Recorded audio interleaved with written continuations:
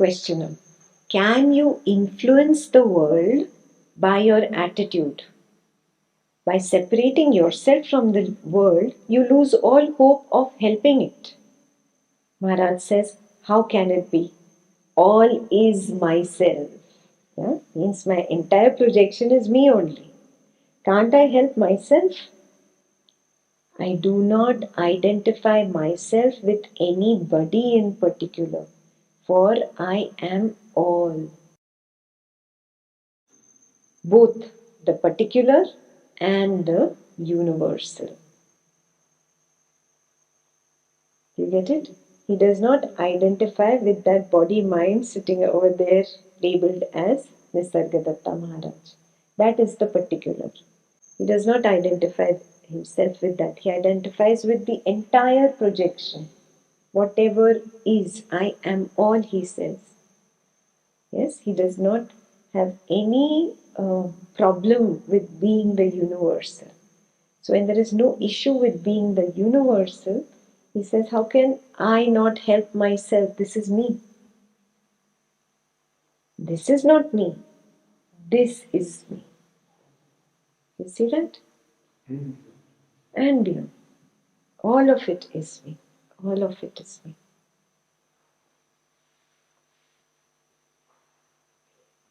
Can you then help me, the particular person? Oh, Maharaj says, but I do help you always from within. Myself and yourself are one. I know it, but you don't. That is all the difference. And that difference cannot last. So questioner says, how do you help the entire world? Maharaj says, Gandhi is dead. Yet his mind pervades the earth. He's talking about Mahatma Gandhi. The thought of a Jnani pervades humanity and works ceaselessly for good.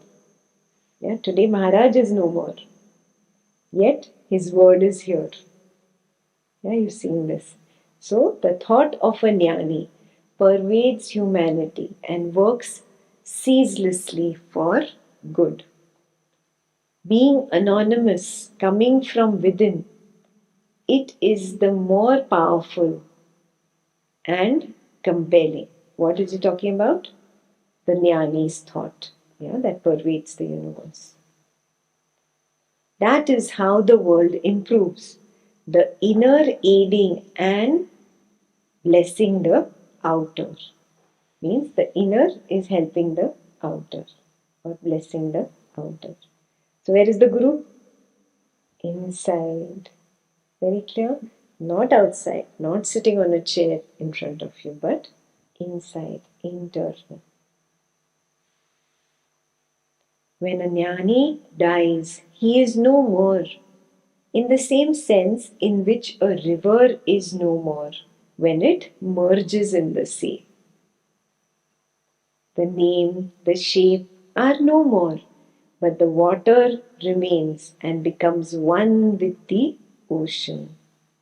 When a Jnani joins the universal mind, all his goodness and wisdom become the heritage of humanity and uplift every human being. Very clear? Yeah. Maharaj's word is helping us even now. It's the heritage of humanity. Questioner says, we are attached to our personality, our individuality, our being. Unlike others, we value very much. You seem to denounce both as useless. You're unmanifested. Of what use is it to us? Yeah, basically, Maharaj considers his body mind also useless and your body mind also useless. Yeah, he considers himself as avyakta. So the questioner is saying, of what use is your avyakta, unmanifest to us? Yeah. So Maharaj says, unmanifested, manifested, individuality, personality, nirgun, sagun, vyakta and vyakti. What are the four Sanskrit words?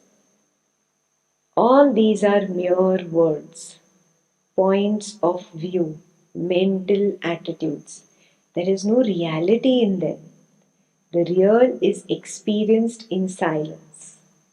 You cling to personality, but you are conscious of being a person only when you are in trouble. When you are not in trouble, you do not think of yourself. Then he's saying this is all mere words. Vyakta, Vyakti, Avyakta, all this Nirgun, Stagun that you get lost in. All words, all words. Even your so-called personality, I am a person. This ego, this resistance, this, I am a person. This is also nothing. You're not always conscious I am a person. Do you recognize this? Only when you're in trouble, somebody challenges you, pokes your ego, then you become, I am the person. Stand tall, ego standing tall. How dare you say this to me? Till that time, where was this person? That is what he means. Only when you are in trouble, then I am the person comes up. Otherwise, there is nothing like that. It's just a mere idea. Just a mere idea. This is the truth. Yeah, we work on this in the higher Gurukul classes. That I am not this person. So many times I'm watching a movie, 2 hours, I've forgotten I'm here. I feel I'm there. I'm crying with the heroine, I'm running with the hero, I'm doing this action, that thing. I've completely forgotten I am here. Movie over, suddenly, oh my knee hurts. 2 hours there was no knee, there was no hurt, there was no person. Right? I'm just giving you a simple example that you can all relate to. But this happens so many times. You're driving the car, you feel it's automatically happening. You are lost in thoughts. There is no idea of person driving the car. Suddenly a dog runs in front of your car and you have to brake. You're in trouble. Suddenly I am the person. Have you realized this? Only when you're in trouble there is the recognition of I am the person. Reality is what? That there is only a flow. The flow is running according to a pre-coded program. There is no person. There is no person. Otherwise you would have this recognition constantly, 24/7, but you don't. What happens at the end of waking state and beginning of dream? Where is the person? You should know that you are lying in bed throughout the night. Do you know? What happens? Somebody screams in the house in the middle of the night. You're in trouble. Then what happens? You wake up and you become the person.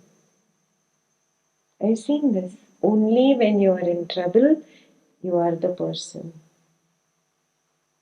Amazing, no, Maharajas, to be able to see at this astute level. That's what he's encouraging you to do. Dive into the truth. Dive into self-exploration.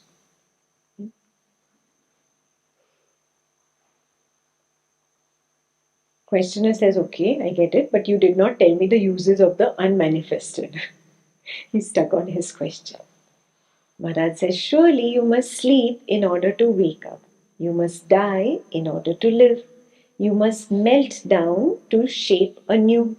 You must destroy to build. Annihilate before creation.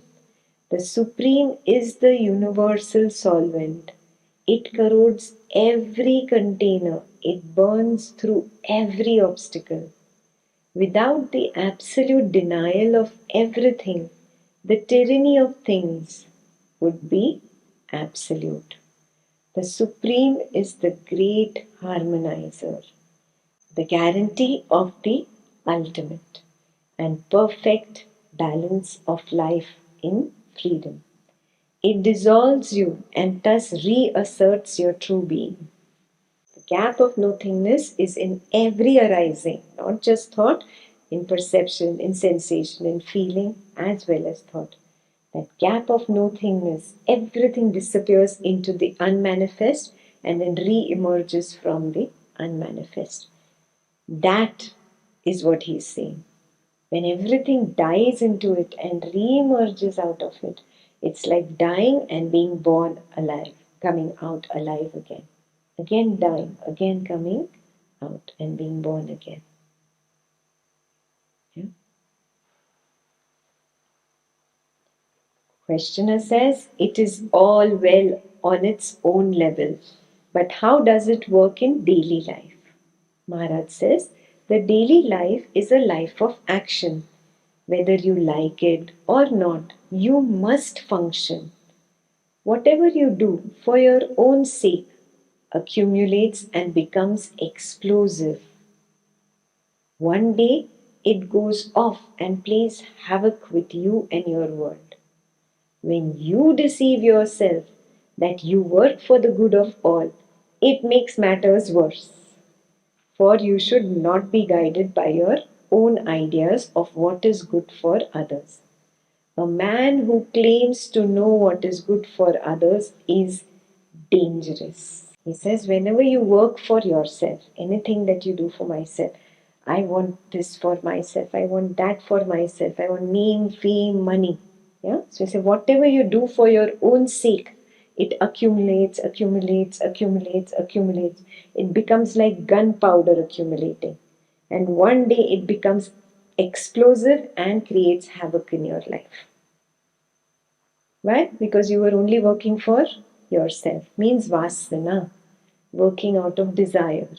That is why there is suffering. That is why there is bad financial hardship suddenly after so many years of working. Suddenly there is a major disease after so many years of working. There's some major family Mahabharat that happens after so many years. Because all these years that you were just accumulating, accumulating for your own self, for your own selfish needs. So this accumulation becomes like gunpowder. And one day it explodes, it creates havoc. So this is the first thing. The second thing he says, even if you think that you are working for the good of others, yeah, in that process you are really trying to be the boss, take the authority, be the doer. Yeah, I am doing for the good of others. Who are you to decide the good of others? Everything is working on its own automatic program. Who are you to change the program? Then also the same explosion will happen. Yeah? So the somebody who thinks I'm working for the good of others is dangerous. The big warning against a spiritual shopkeeper who says, I want to put a smile on all the faces. Oh, you have that power? Really? Be wary of the spiritual shopkeeper also. You yourself don't go that way. Why do you do seva? Why do you do service?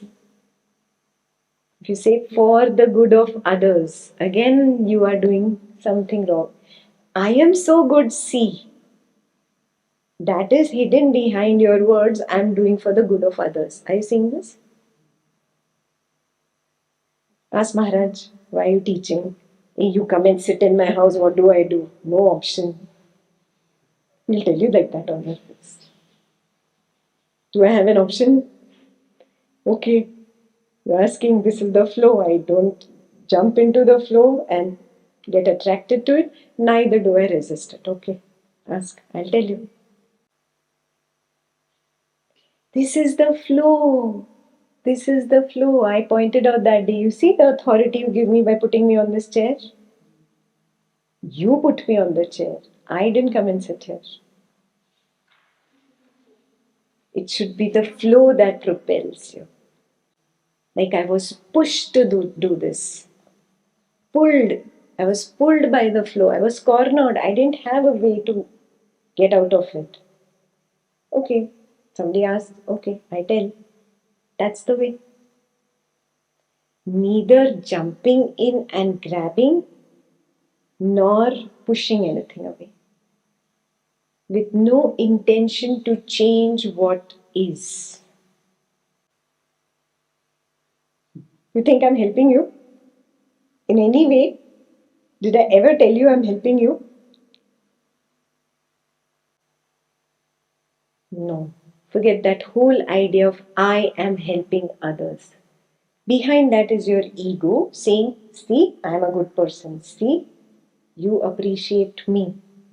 You confirm my existence. You validate I am a good person. Are you seeing this? It's actually self-service. It's not for others. Ah. Would you do the same thing if you were on Mars? If there were no others, nobody to watch you, nobody to appreciate you, would you still do the same service? That is the question to ask yourself. You're still identifying with this. You're still identifying with this. I am doing good for others. That means I am this. Are you seeing this? Very, very clear.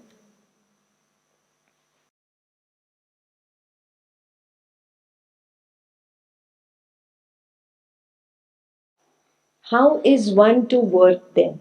He's asking your question. Maharaj says, neither for yourself nor for others, but for the work's own sake. Do you get it? The flow brought this work into my plate. Okay, I just complete it. Like that only. In office, something comes your way, no resistance and no jumping in. At home, a family member asks something, some demand comes your way. No resistance, no jumping in. It's treated like work. It came my way, I have to do it. Finish. It's the flow. Get it? For the sake of the flow. A thing worth doing is its own purpose and meaning. Make nothing a means to something else. Bind not. Very beautiful that is. Highlight that. Why do you do office work? Tell me. What is your bondage? Why do you do office work? Why do you go to office? So you have bound money with work. Yeah.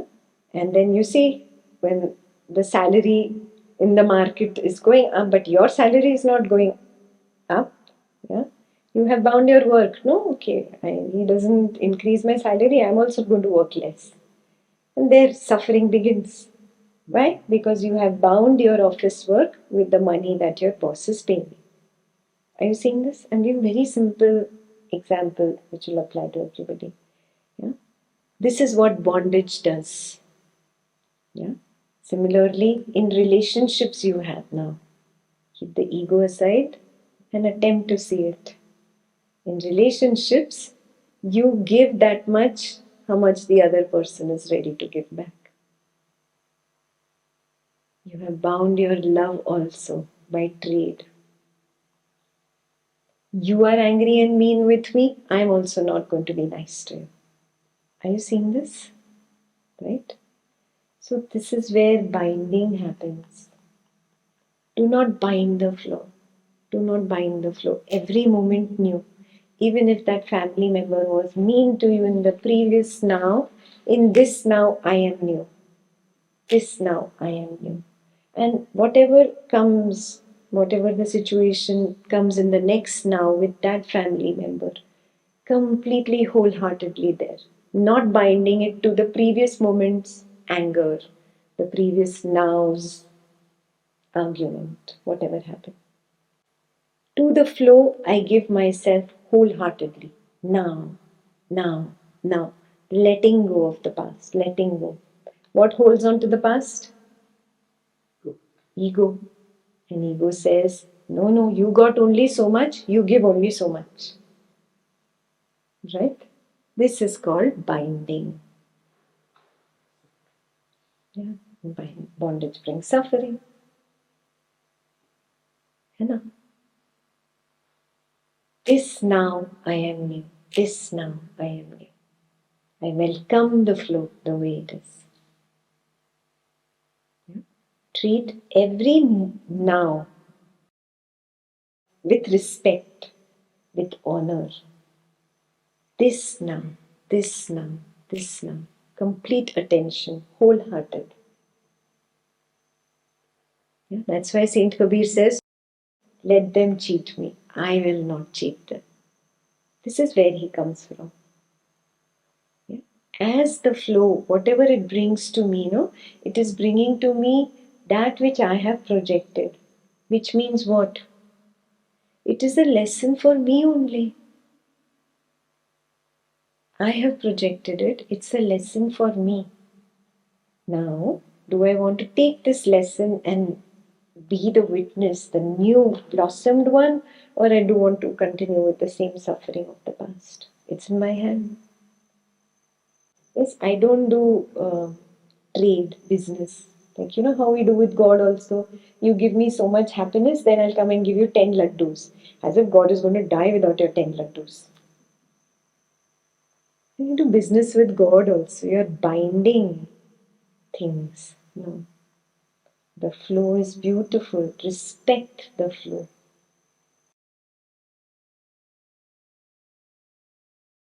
So, make nothing a means to something else. Bind not. You understood, no? You know what that means? God does not create one thing to serve another. Each is made for its own sake. Because it is made for itself, it does not interfere. You are using things and people for purposes alien to them, and you play havoc with the world and yourself. Yeah? So be very careful in your relationships. Be careful, very, very careful with your things. Yeah? And don't use people. Yeah? Even for business. Suppose you're a businessman. A businessman also looks at his money. But see that you are earning money in the most honest way. Even if it is less money, it should be pure. It should not come by fleecing another, by doing something wrong to somebody else. Don't make one the means of something else. Yeah. Very, very clear. Questioner. Our real being is all the time with us, you say. How is it that we do not notice it? Maharaj says, yes, you are always the Supreme, but your attention is fixed on things, physical or mental.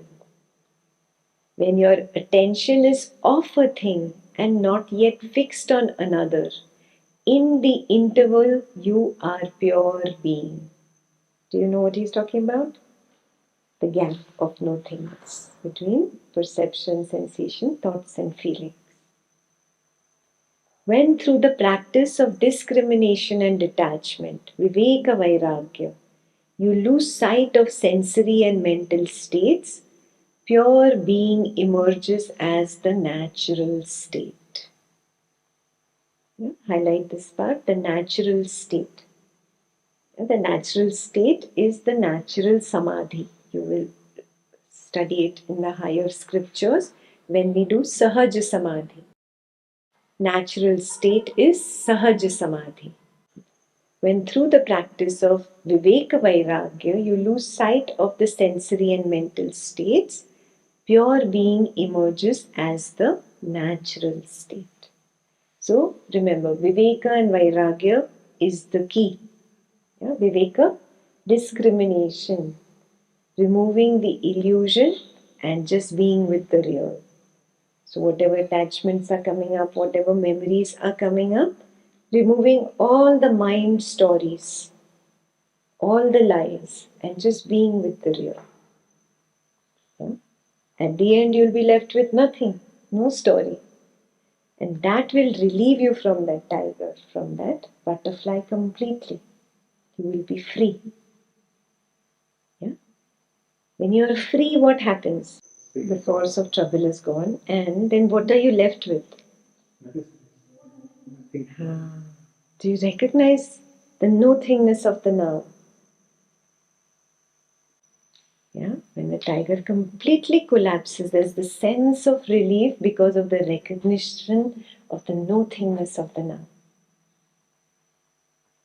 The absence of that something called the tiger and the whole drama that the tiger, brought your way. Everything collapses. Yes, the light feeling means what? Yes, that nothingness. That nothingness. So attempt to recognize that. That is the natural state.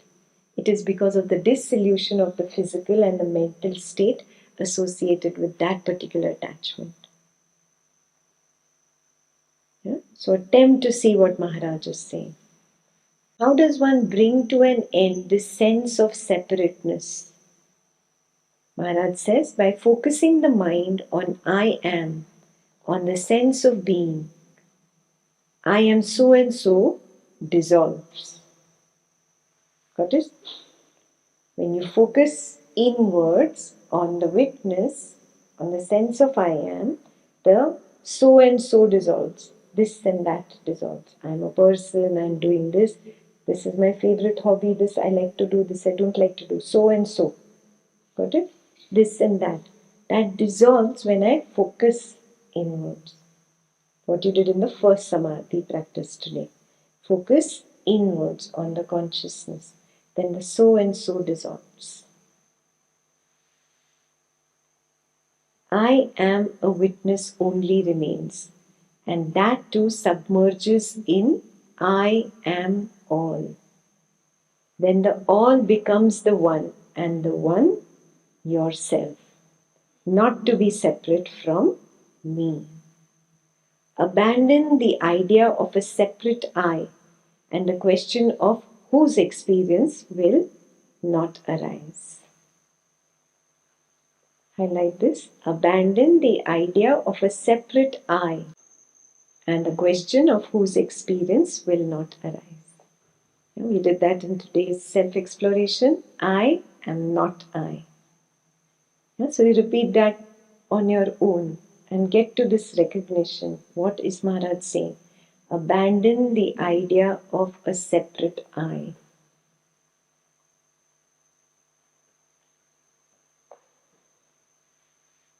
Questioner says, you speak from your own experience.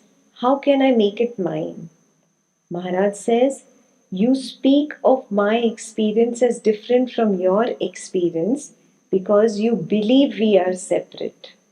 But we are not. On a deeper level, my experience is your experience. Dive deep within yourself and you will find it easily and simply. And the hint is go in the direction of I am.